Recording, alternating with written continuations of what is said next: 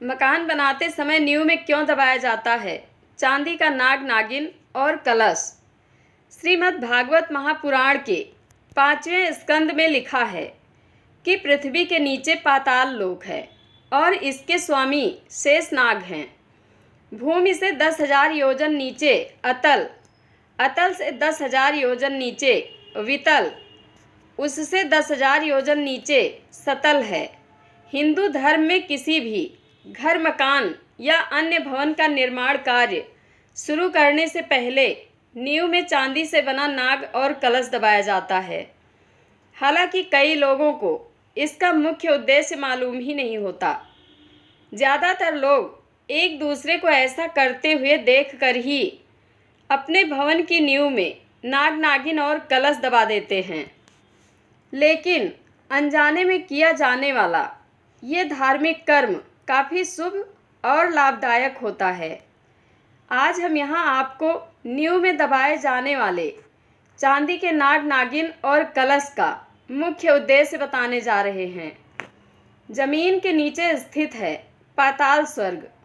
श्रीमद् भागवत महापुराण के 5वें स्कंद में लिखा है कि पृथ्वी के नीचे पाताल लोक है और इसके स्वामी शेषनाग हैं। भूमि से 10,000 योजन नीचे अतल, अतल से 10,000 योजन नीचे वितल, उससे 10,000 योजन नीचे सतल है। इसी क्रम से सभी लोक स्थित हैं। अतल, वितल, सतल, तलातल, महातल, रसातल, पाताल, ये सातों लोक पाताल स्वर्ग कहलाते हैं। इन लोकों में भी काम, भोग, ऐश्वर्य, आनंद, विभूति विद्यमान है। इन लोकों में दैत्य, दानव, नाग और अन्य आनंद पूर्वक भोग विलास के साथ रहते हैं। इन सब पातालों में अनेक पुरियां प्रकाशमान रहती हैं। इनमें देवलोक की शोभा से भी अधिक वाटिका और उपवन है। पाताल लोक में सूर्य आदि ग्रहों के न होने से दिन रात्रि का विभाग नहीं है। इस कारण यहाँ काल का भय नहीं रहता है। यहाँ बड़े बड़े नागों के सिर की मणियाँ अंधकार दूर करती हैं। पाताल में ही नागलोक के पति वासुकी आदि नाग रहते हैं। श्री सुखदेव के मतानुसार पाताल से 30,000 योजन दूर शेष जी विराजमान हैं। शेष जी के सिर पर पृथ्वी रखी है। जब ये शेष प्रलय काल में जगत के संहार की इच्छा करते हैं तो क्रोध से कुटिल भ्रुकुटियों के मध्य 3 नेत्रों से युक्त 11 रुद्र त्रिशूल लिए प्रकट होते हैं। पौराणिक ग्रंथों में शेषनाग के फण अर्थात मस्तिष्क पर पृथ्वी टिकी होने का उल्लेख मिलता है। अर्थात इन परम देव ने विश्वरूप अनंत नामक देव स्वरूप शेषनाग को उत्पन्न किया, जो पर्वतों सहित इस पूरी पृथ्वी को और भूतमात्र को धारण किए हुए हैं। उल्लेखनीय है कि 1000 फणों वाले शेषनाग समस्त नागों के राजा हैं। भगवान की सैया बनकर सुख पहुँचाने वाले उनके अनन्य भक्त हैं और कई बार भगवान के साथ साथ अवतार लेकर उनकी लीलाओं में सम्मिलित भी रहते हैं।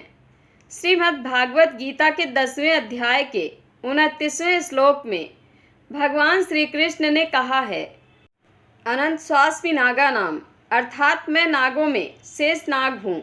घर, मकान या किसी अन्य भवन निर्माण में होने वाली नींव पूजन का पूरा कर्मकांड इस मनोवैज्ञानिक विश्वास पर आधारित है कि जैसे शेषनाग अपने फण पर संपूर्ण पृथ्वी को धारण किए हुए हैं, ठीक उसी प्रकार मेरे इस भवन की नींव भी प्रतिष्ठित किए हुए चांदी के नाग के फण पर पूर्ण मजबूती के साथ स्थापित रहे। शेषनाग क्षीर सागर में रहते हैं, इसलिए पूजन के कलश में दूध, दही, घी डालकर मंत्रों से आवाहन कर शेषनाग को बुलाया जाता है ताकि वह साक्षात उपस्थित होकर भवन की रक्षा का भार वहन करें। नींव पूजन में भगवान विष्णु रूपी कलश में माता लक्ष्मी स्वरूप सिक्का डालकर पुष्प और दूध अर्पित किया जाता है, जो नागों को अति प्रिय है। भगवान शिव का आभूषण तो नाग ही है। इसके अलावा प्रभु श्री राम के छोटे भाई लक्ष्मण और भगवान श्री कृष्ण के भाई बलराम शेषनाग के अवतार ही माने जाते हैं। इसी विश्वास के साथ न्यू पूजन में चांदी का नाग और कलश दबाने की यह प्रथा जारी है। जय श्री कृष्ण। धन्यवाद।